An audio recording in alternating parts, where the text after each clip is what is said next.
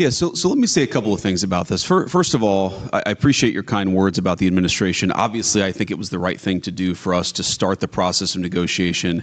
I think for too long, the Russians, the Ukrainians have been fighting. Obviously, there's been a lot of people dying on both sides. There's been a lot of innocent loss of life. And our view is it's absurd that you've had this war go on for so long, and the two sides aren't even talking constructively about what would be necessary for them to end the conflict. And I think that one of the things that President Trump has always been very good at, and he's gotten a lot of criticism, unfair criticism in my view, from both the American and some of the European press, is what I would call a strategic realism or a strategic insight. In other words, you don't have to agree with the Russian justification for the war, and certainly both the president and I have criticized the full-scale invasion, but you have to try to understand where the other side is coming from to end the conflict. And I think that's what President Trump has been very deliberate about, is actually forcing the Russians to say, here is what we would like in order to end the conflict. And again, you don't have to agree with it.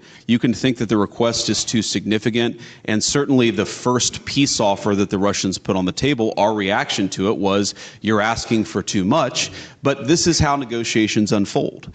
And I wouldn't say, I'm not yet that pessimistic on this. I wouldn't say that the Russians are uninterested in bringing this thing to a resolution. What I would say is right now, the Russians are asking for a certain set of requirements, a certain set of concessions in order to end the conflict.